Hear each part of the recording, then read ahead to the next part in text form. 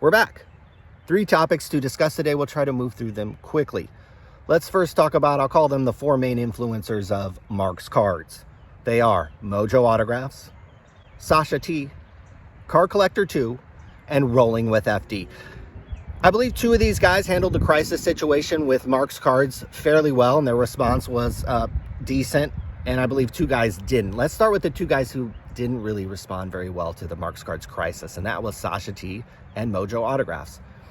2 guys who kind of live this card flipping lifestyle on YouTube, but live at home with mommy and daddy. And Jason over at Mojo Autographs specifically, his mommy and daddy had to bail him out of, wait for it, federal prison when he was caught selling thousands of fake sports photographs. And we've chronicled that actually on our YouTube channel. You could check it out. So he's a guy who actually shouldn't be trusted anyways. But he's been caught on camera multiple times promoting Marx Cards, talking about, that they're like family and so on and so forth. I'm happy for you guys, the whole team at Marx. You guys are going to do amazing things. The sky's the limit. When you focus on other people and you want everybody to eat, like Mike says, I can't get that out of my head. He's literally got me obsessed with it. I mean, that's how you do business, bro. Sasha T, maybe his statements haven't gone quite as far as the ones that Jason's has, but he has spent hours of time with Marx Cards, has been on camera promoting them. And to my knowledge, neither of these guys have said a peep. And you guys kind of out there kind of make fun when we talk about, oh, they live at home with mommy and daddy. Well, it kind of speaks to something here, because these 2 guys don't have to take responsibility at home when things happen, especially Jason when he gets in trouble with the federal law with the government.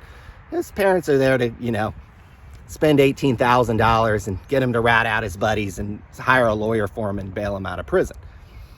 So when there's a crisis, there's a crisis situation like with the Marx Card situation, Mojo Autographs and Sasha T, if their mommy and daddy isn't there on camera kind of holding it and telling them what to say, they're not going to be able to come up with kind of a legible response. And neither of these guys, to my knowledge, have come up with anything meaningful in the Marx Card situation. Yet when, the camera was turned to them to promote them, Jason was talking about how they were like family. So it's kind of disgusting in that kind of way that these guys, haven't said anything. 2 guys who have said something, and again, it kind of speaks to the mommy and daddy situation. Card Collector 2 and Rolling with FD have put out videos, have put out statements. I've rewatched them, and I feel like, after rewatching them months later, they're pretty good. And they addressed the situation pretty good and what they did and their responsibility and kind of took ownership for it. And these are 2 guys, who have lives and businesses and don't live at home with mommy and daddy. And I don't know Card Collector 2's situation, but I believe Rolling with FD has kids. So, sometimes his kids literally are rolling with daddy on these videos that he does. So these are 2 guys who have to live a real life, have to take ownership for things, have to pay real bills. And I believe, in the Marx Card situation, they addressed it fairly well. And, you can go find their responses. I believe Card Collector 2 was on Instagram and Rolling with FD posted his on YouTube. And hey, we'll talk about in the last topic, how controversy and negativity in the hobby really isn't that bad. I'll provide 2 examples. But before we get into that, very quickly, let me talk about what I'm buying.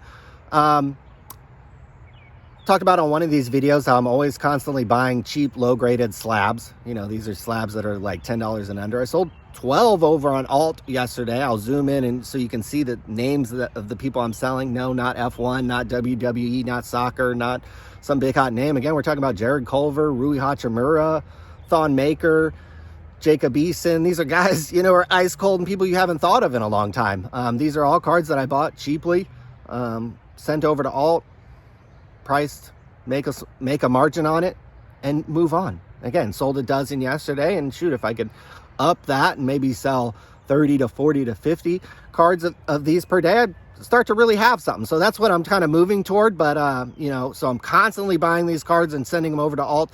Other thing I'm buying a lot of cheap, and cheap to me is $20 and under, but a lot of times we're talking about $5 and under.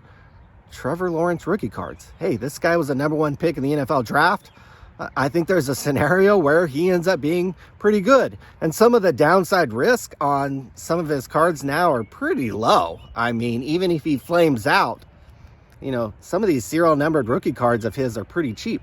What does the serial numbered rookie cards of Patrick Mahomes go for? What does the serial numbered rookie card of even Justin Herbert or even now Joe Burrow go for? So I think Lawrence is underpriced. I'm scooping up quite a few cards. I think they have good ownership there. I think they got rid of a coach. And I think there's a scenario where he ends up being pretty good. A lot of quarterbacks, virtually all of them, struggle their rookie year. And especially on a team like that that's pretty bad, doesn't have a lot of structure around it. And, maybe this year or maybe in a year or two, they get it together. And I think his cards are so low, so undervalued. A lot of them are coming to market now over on ComC. That's where I'm buying them. I buy them on ComC. I don't try to buy them anywhere else. Picked up a few graded stuff, but again, they don't usually fall into his graded stuff doesn't usually fall into my price range. Over on ComC, the raw stuff, picking up a lot of it. So if you got any tips for me, leave them in the comments who I should be buying. Last topic. I've seen a couple good videos discussing negativity in the hobby and how it impacts influencers, how it impacts the hobby, how it impacts investors.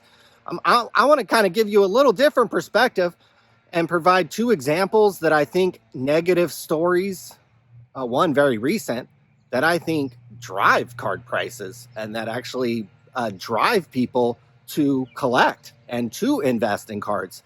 Let me give you those two examples. First one, card trimming scandal, 2019. A lot of you guys maybe were just coming back into the hobby or thinking about it, or were, maybe just a year away from doing that.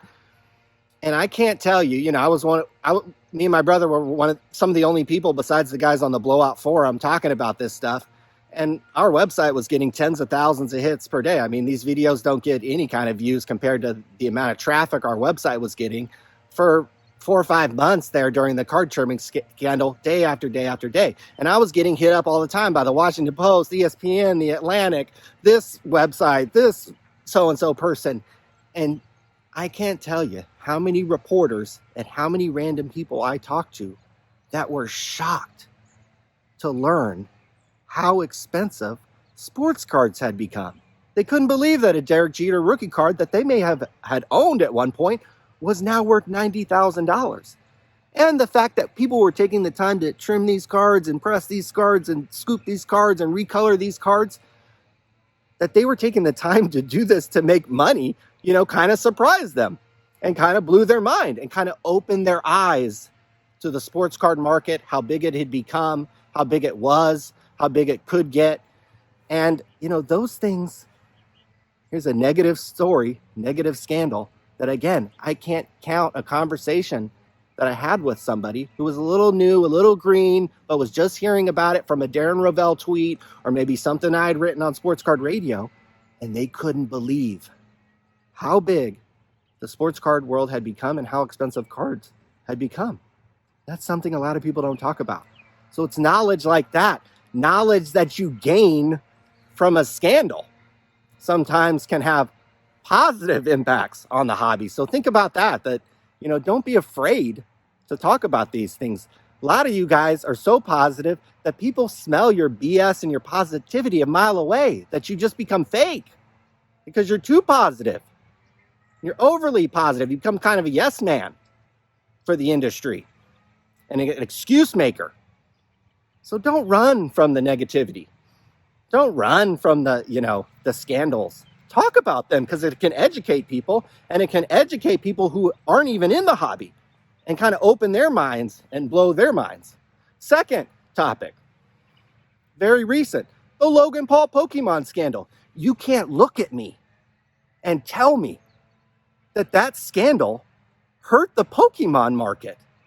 That scandal raised the value of cards, I guarantee you, or raised the interest. At least, hey, we're going through record inflation. Gas prices are, $6, $7. Some places out here in California, government has cut off stimulus money. So, hey, maybe the Pokemon market hasn't grown since then, but the interest level, I guarantee you can't look at me and tell me that the interest level hasn't grown and that people haven't shuffled through and looked for their first edition cards.